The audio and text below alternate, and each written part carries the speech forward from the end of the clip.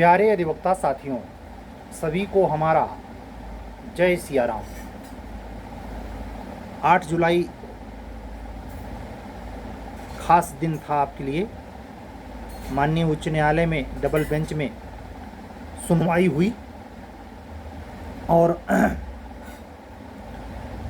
उस पर तो ये नहीं कह सकते कि आर्डर सुरक्षित रख लिया गया, लेकिन कुछ हिदायत दी गई बच्चों को।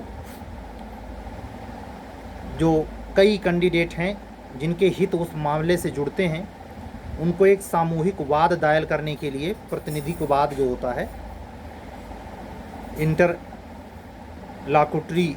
जो एक अंतराभिवाची वाद जो दायर करने की व्यवस्था है, उसको ध्यान में रखते हुए हाई कोर्ट ने निर्देशित किया कि अगली तारीख पर आप लोग ऐसा करके आएँ। लेकिन कोर्ट के दरमियान जब ये बहस चल रही थी तो ये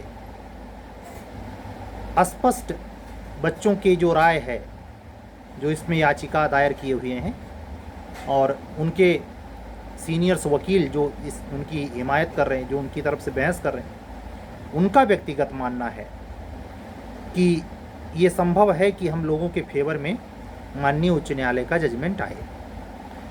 क्या निर्णय होगा ये तो वक्त के दरिया में है, लेकिन 4 दिन के लिए और आप लोगों को इंतज़ार करना पड़ सकता है, पड़ सकता है नहीं। आज 8 बीतने को है, 12 तारीख को फिर लगभग मुझे लगता है 2 बजे तक हाई कोर्ट के स्तर पर दूध का दूध पानी का पानी हो जाएगा।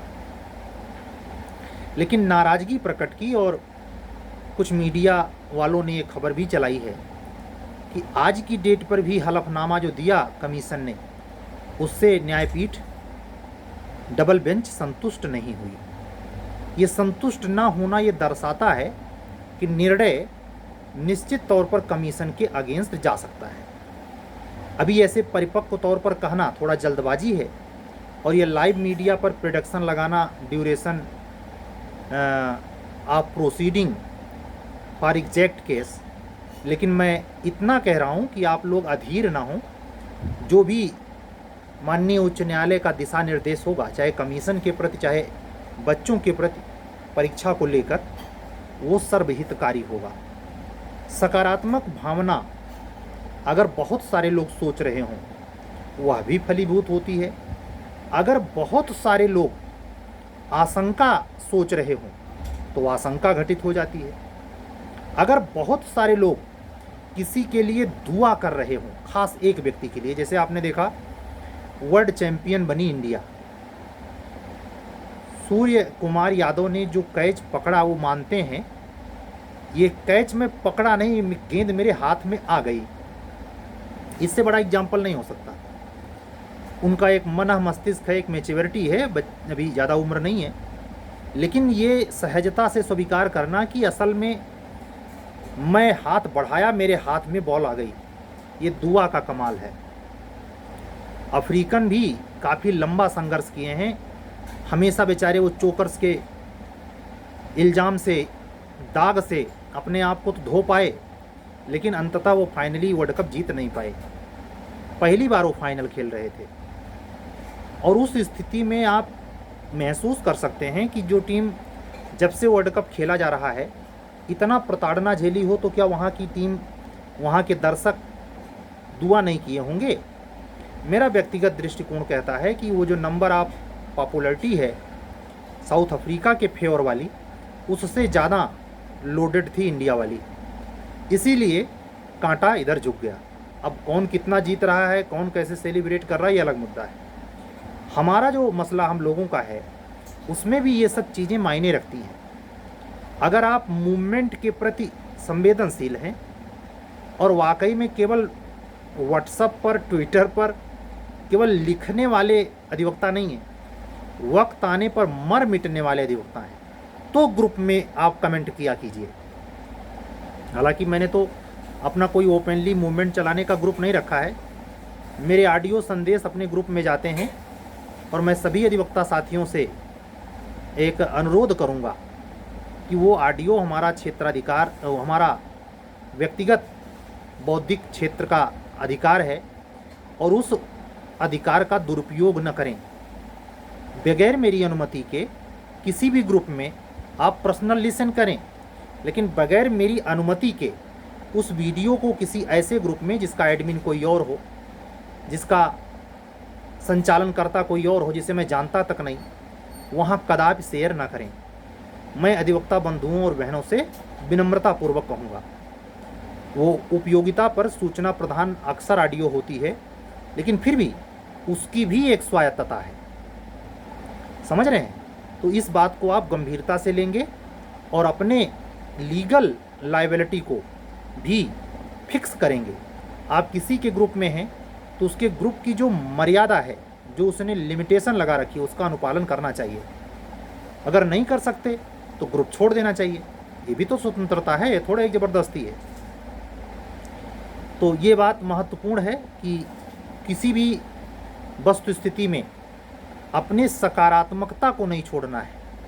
ये सकारात्मकता ही शायद कुछ रंग लाई है कि मामला आज ही नहीं निपट पाया और ये आगे बढ़ा। इसमें बहुत सारे बच्चे जो जुडिशरी के फील्ड में हैं, जो सेवा दे रहे हैं, वो भी सशंकित हैं कि कहीं पूरी परीक्षा हाई कोर्ट क्वेस न कर दे। मैं 2 वीडियो पहले कह चुका हूँ, न्याय संगत इस बात के लिए नहीं है कि कौन सिलेक्शन पाया और कौन रह गया। न्याय संगत ये है कि परीक्षा प्रक्रिया साफ सुथरी क्यों नहीं रही, उसको टारगेट हाई कोर्ट करेगा। बाकी हित अहित अगर सबको पैरामीटर से चेक करेगा तो न्याय नहीं कर पाएगा। और ऐसे में मैं इस बात की आशंका तो नहीं, लेकिन न्याय संगत ये बात मानता हूँ कि उन बच्चों का ख्याल रखते हुए जो ईमानदारी से फाइनली सेलेक्ट हो चुके हैं, उनके लिए कोई रिजर्व व्यवस्था कि उनको दोबारा एग्ज़ाम ना देना पड़े। बाकी प्रतियोगिता में तूफान लाना जरूरी है। बाकी का री एग्ज़ाम मेंस में स्तर पर होना जरूरी है। कोर्ट ऐसा भी कर सकती है, पारदर्शिता से कमीशन पर इंक्वायरी बैठा सकती है और ये चेक करवा सकती है कि कितने बच्चे ईमानदारी से सेलेक्ट हुए हैं। उतने का 10 गुना, सीट का 10 गुना कम करके मेंस में फाइट करने का अवसर दे सकती है। अगर आपको दोबारा मेंस लिखने को मिले तो आप ये ऑब्जेक्शन कर सकते हैं कि हम टोटल में फाइट कर रहे थे। नहीं, ये स्थिति थोड़ी विचित्र है। अगर आप अपने इस अधिकार पर अड़ेंगे कि हम टोटल में फाइट करेंगे तो उन बच्चों का क्या होगा जो ईमानदारी से अंदर गए हैं। ये मैं अपनी राय बता रहा हूँ। न्याय करने के अनेक ढंग होते हैं। सिमिलर इक्विटेबल जस्टिस ऐसे ही नहीं होती। तमाम ऐसे पेंच लगा दिए जाते हैं जिससे किसी को आहत ना हो। अगर ऐसा हाई कोर्ट निर्णय पास करता है कि टोटल मेंस की परीक्षा क्वेस होती है, जो कि पॉसिबल है, अगर हाई कोर्ट कर दे तो सुप्रीम कोर्ट भी नहीं काटेगा। क्यों?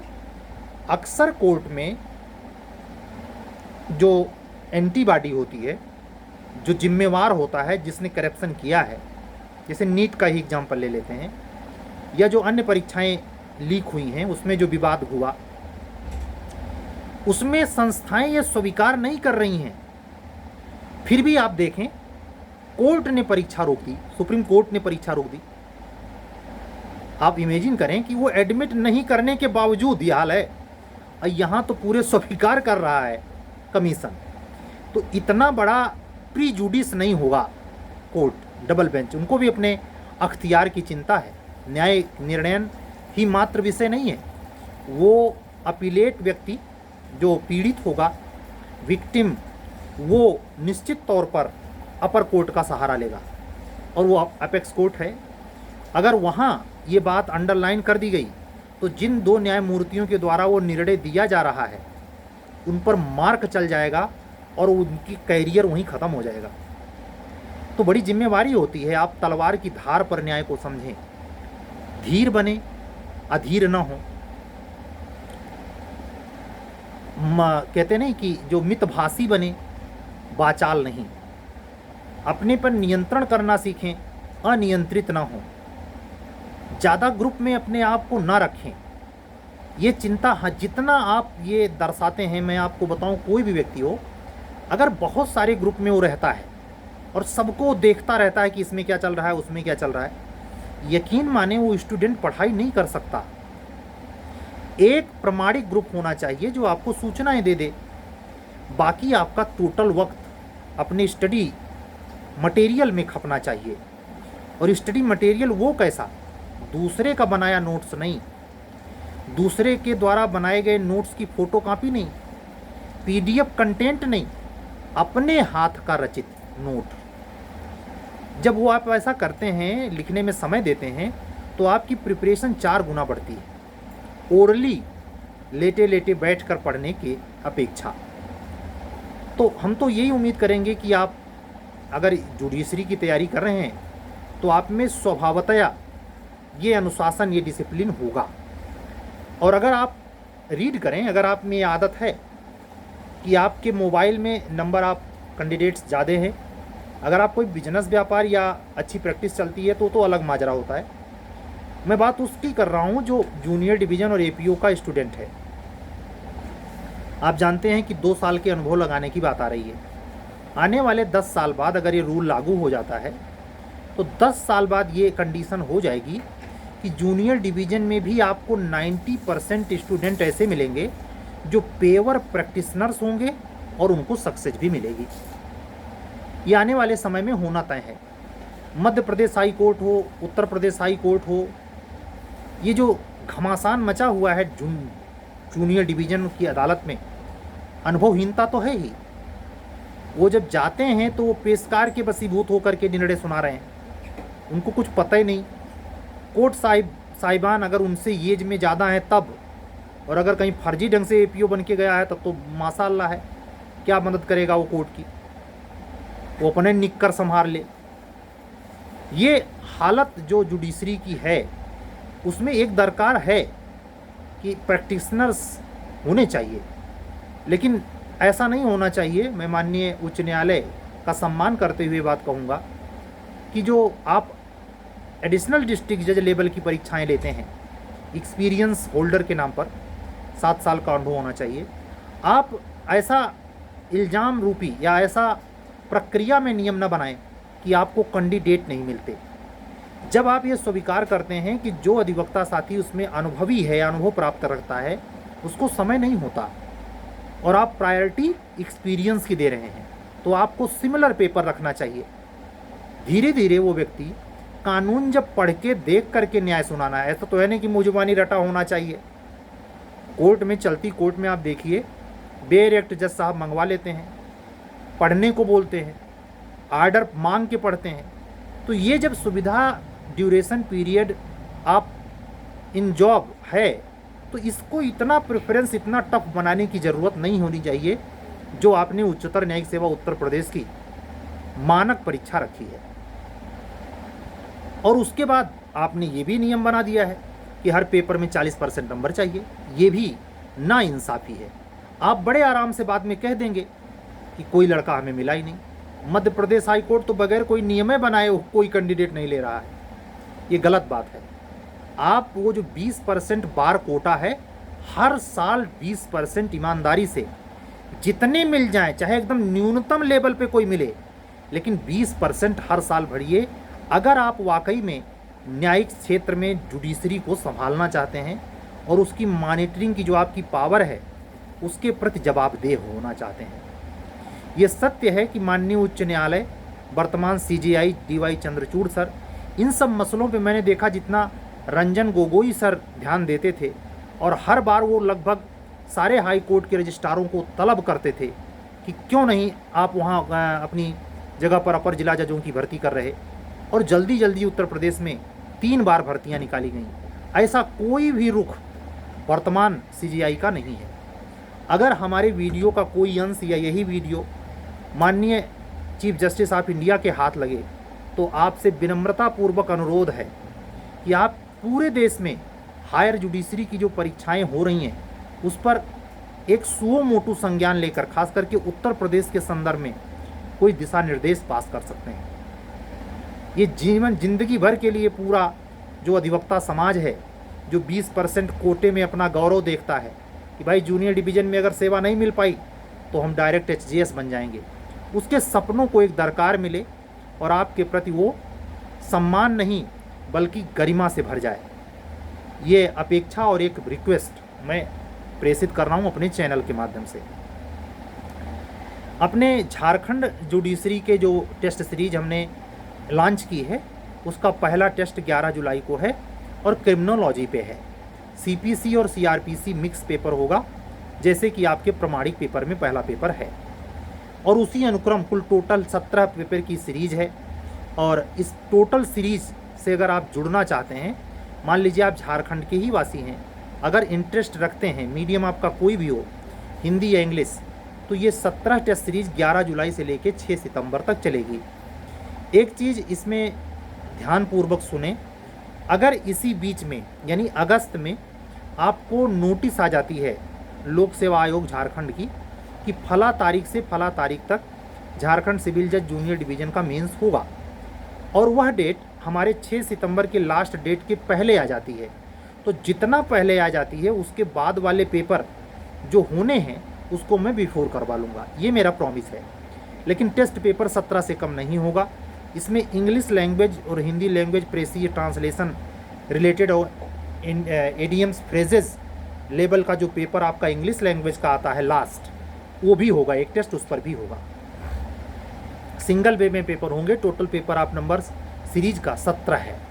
तो 17 टेस्ट पेपर से इसका प्राइस क्या है और ये इसका शेड्यूल क्या है, इस सीरीज से वही व्यक्ति ये शेड्यूल और पेपर्स प्राप्त कर सकता है जो हमको हमारे पर्सनल व्हाट्सएप नंबर 7705090393 पर व्हाट्सएप करके जुड़ेगा और पेमेंट करेगा। क्या फ़ीस है ये हम यहाँ नहीं बताएंगे।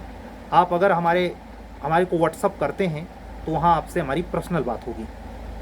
बस व्यक्तिगत तौर पर यह ज़रूर कहूँगा कि अब तक की चलाई गई टेस्ट सीरीज का अनुभव ये रहा है, दोनों प्रकार की, प्रारंभिक और मुख्य, यहाँ तक कि मॉक कराने, इंटरव्यू मॉक कराने का भी अनुभव परमात्मा कृपा से 70 से 80% सक्सेसफुल रहा है। आप सभी लोगों का अमीय अनन्य सहयोग है। आश्चर्य नहीं है, ये आश्चर्य की सीमा क्रॉस कर देने वाली बात है। साधारण छात्र जीवन में अधिवक्ता के हैसियत से तीनों प्रकार की परीक्षाओं में यह उच्च मानक बगैर प्रभु कृपा के, बगैर हनुमान जी के शुभ आशीर्वाद से ये संभव नहीं है। अगर आपको आस्था है, विश्वास है और हमारा रेगुलर वीडियो आप सुन रहे हैं और आप झारखंड जे का मेंस लिखने जा रहे हैं, बिहार एचजेएस का मेंस आप जानते हैं 14 जुलाई को होना है, तो वहाँ के लिए तो सीरीज लगभग पड़ाव पे है। 11 जुलाई को वहाँ का भी लास्ट पेपर है। बस इतना ही कहेंगे कि UP HJS mains, UP junior division mains, UP APO mains, Bihar APO mains, इन सारे में से कभी भी सीरीज के मेथड से अगर जुड़ना हो तो आप बेफिक्री के साथ कभी भी मेरे व्हाट्सअप नंबर 7705090393 पर व्हाट्सअप करके जुड़ सकते हैं, ठीक है। और रही बात न्याय निर्णय की, तो प्रतीक्षा कर लीजिए, घबराने की कोई ज़रूरत नहीं है। आशा बांधे रखिए, लेकिन सिर्फ बैठ के इंतज़ार करना मूर्खता है। पढ़ाई करिए। आत्मसंतोष का विषय ज़िंदगी में हर पल को न बनाइए कि हमको आत्मसंतोष है, नहीं। आपकी जिद होनी चाहिए कि हम वो विकेट गिराएंगे जो गिर नहीं रहा है, हम ये दाग मिटाएंगे। हमको कैसे नहीं गवर्नमेंट जॉब मिलेगी, और ये तीनों तो जॉब अधिकारी वाली है, न्यायिक अधिकारी या अभियोजन अधिकारी। तो दोनों चीज़ों में आपको एक समर्पण, एक डेडिकेशन तो दिखाना ही पड़ेगा। हमारे अधिवक्ता साथी वीडियो को सुनने के बाद जैसा लहजा हमारा होता है, जैसा हमारा मनोविज्ञान आपको शेयर करता है खुद को, वो आप लोग कमेंट के माध्यम से प्रतिबिंबित करते हैं। हमें सभी अधिवक्ता बंधुओं और बहनों को जो हमको सीरियसली रेगुलर सुनते हैं, मैं अपना आभार, विनम्र आभार प्रकट करता हूँ। आप सभी लोग अपना प्यार बनाए रखें और ये चैनल ऐसे ही ग्रो करे जिसमें अच्छे बच्चे जो बौद्धिक लेवल पर भविष्य के न्यायिक अधिकारी हैं, तमाम बच्चे यहाँ कमीशन में कापियाँ चेक करने आ रहे हैं, बहनें आ रही हैं, उनकी निजी जिज्ञासा, कौतूहल मुझसे मिलने मिलाने की है।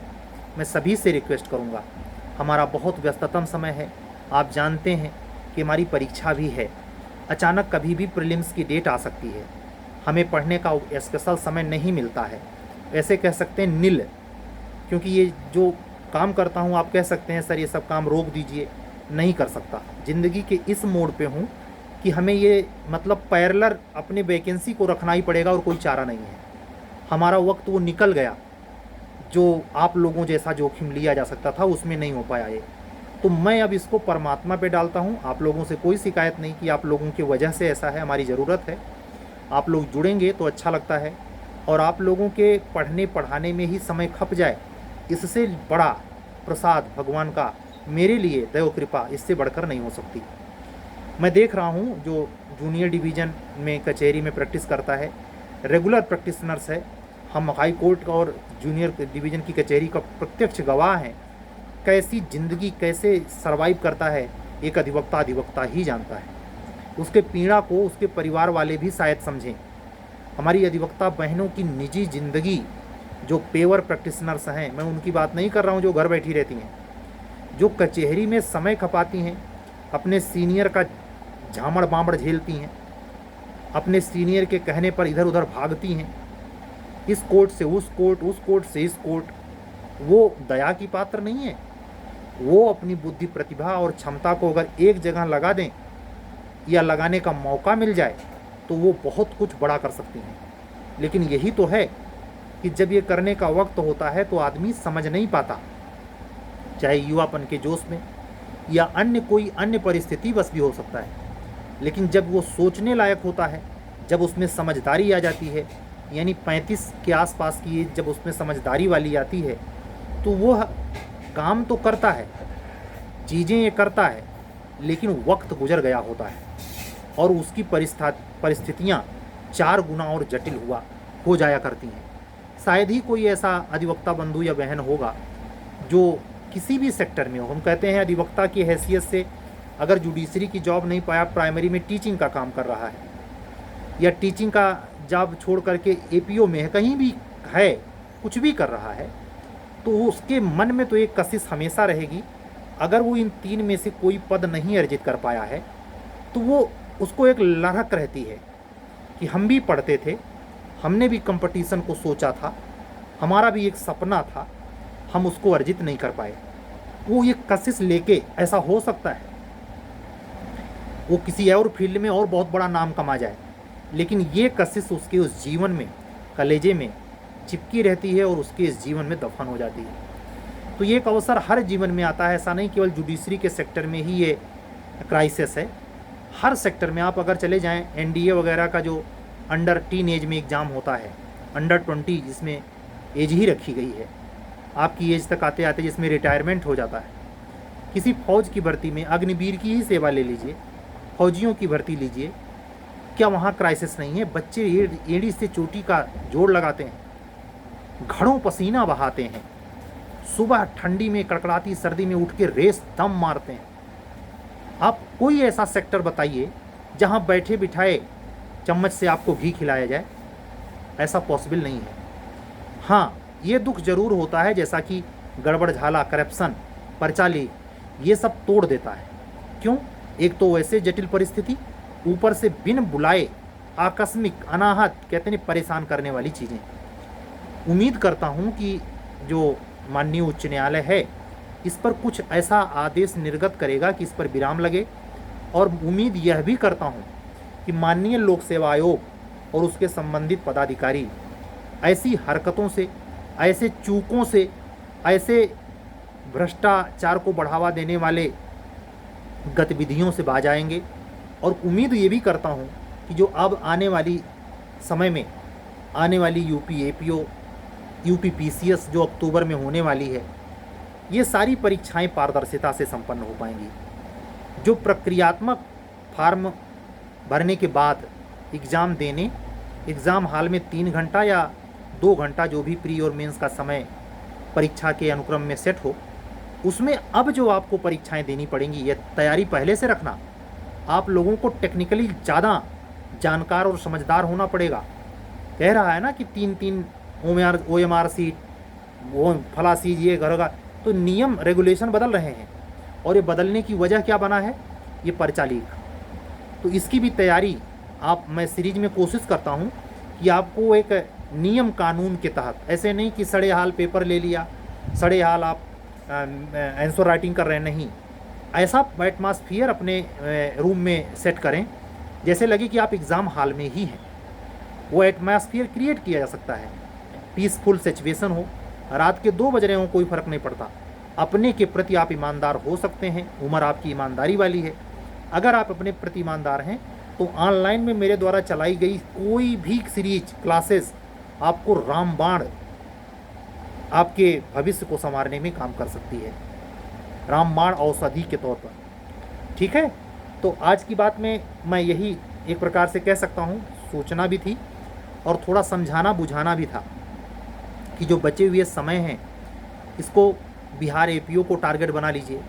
अगर आपके प्रीलिम्स नहीं निकल पाए थे जुडिशरी में तो आप एपीओ को फोकस करके अपनी तैयारी सेट करिए। आप नई संहिताओं पर ईमानदारी से पढ़ाई शुरू करिए, नहीं तो कब पढ़ेंगे, जब वैकेंसी आ जाएगी तो कुछ नहीं कर पाता कोई। इस बात का ख्याल रखें और सारे अधिवक्ता साथी उद्वेलित ना हों। मूवमेंट आखिरी चारा होता है। एग्जीक्यूटिव फील्ड के बच्चों की खासियत क्या होती है कि number of crowd, number of candidates बहुत ज़्यादा होते हैं। आप में बामुश्किल 50 से 70 हज़ार लड़कों की भीड़ रहती है एपीओ जे में सिमिलरली, लेकिन आप इमेजिन करें 7 लाख फार्म समीक्षा अधिकारी में पड़ा है।